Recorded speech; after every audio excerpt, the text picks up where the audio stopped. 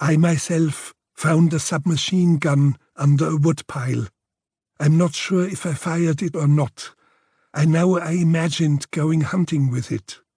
I had watched a road mender firing into a murder of crows on a field once, killing one. It was plucked and boiled in a big pot for soup. Because I was hungry, I joined the group of workers, and for the first time in my life, I saw a few globules of fat in the soup. Quite a sensation. I was given none of the soup. Later, we children played around with carbide and made our own explosives. Setting off a detonation in a concrete pipe that ran under the road was the greatest feeling. We stood on the road above the pipe, and it felt distinctly peculiar to be lifted off our feet a little by the explosion. I can vaguely remember our mother assembling us, our friends as well, to watch her shoot through a thick beech log with her pistol. At the backside of it, the wood was splintered, torn apart by the projectile. We were so blown away, there needed no speeches. We understood. From that moment on, it was clear that never in our lives would we aim a weapon, loaded or not, at a living person. We wouldn't even level toy guns at one another. I belong to a generation that is perhaps unique in history. People in generations before mine have experienced great changes, say from a European world to the discovery of America, or from the world of a craftsman to the industrialized age. But each was the experience of a single momentous transformation. I, though, got to witness and experience, even though I was no part of an agricultural civilization, how fields were mown by hand with scythes, how the grass was turned, how hay wains drawn by horses were loaded up with great two-tined hay forks, and the hay brought into the barns. There were lads who worked like serfs in medieval times. Then for the first time I saw a machine, still drawn by a horse, that turned and tossed the hay up in the air with two horizontal forks. I saw the first tractor, and to my amazement, the first milking machine.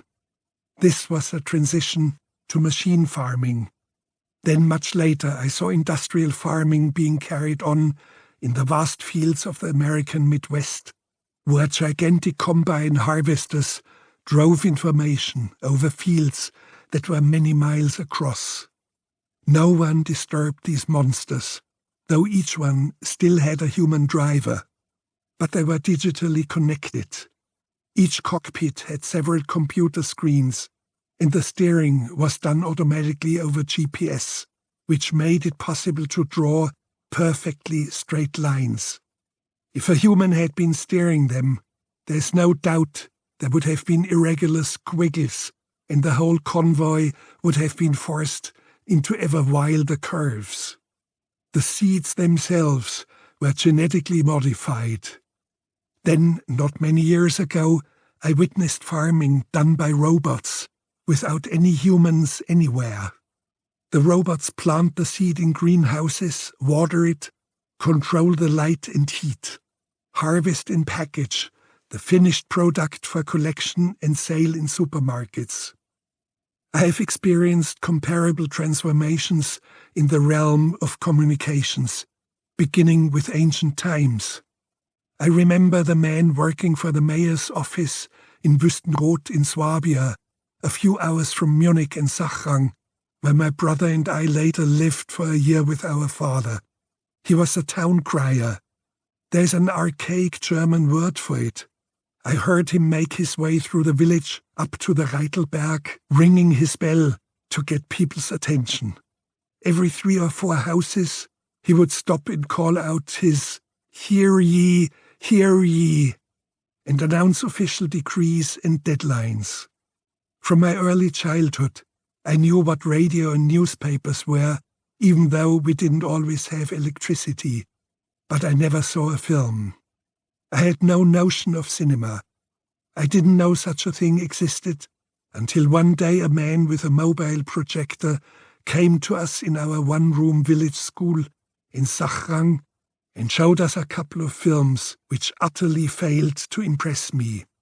There was no telephone in the village. I made my first telephone call when I was 17. There were televisions only from the 1960s. It was in Munich that we first watched the news or a soccer game in the janitor's flat, a floor above ours. I experienced the onset of the digital age, the internet, with content chosen for me not by human beings, but by algorithms. I have received emails addressed to me by robots. The social media have essentially changed all forms of communication, even though I make no use of them myself. Video games, surveillance, artificial intelligence. There has never been such a cluster of radical changes in human history, and I can hardly imagine that future generations will experience such density of change in a single human lifespan.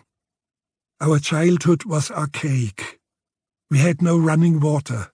We had to fetch it with a bucket from the pump, and in winter it was often frozen. There was an outhouse with a privy, a piece of board with a hole in it. Because the outhouse, built up against the main house, wasn't insulated or even sealed, there were often snowdrifts in the toilet. So our mother put a bucket in the corridor. We used the bucket for a toilet, but when it got properly cold, all of its contents froze to one solid clump. It was only in the kitchen that we could keep warm, where there was a wood-fired hearth.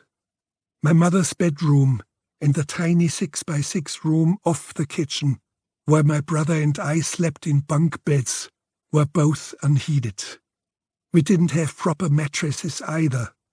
My mother couldn't afford them, so she made approximations herself. She filled rough burlap sacks with hay that she had made from dried ferns.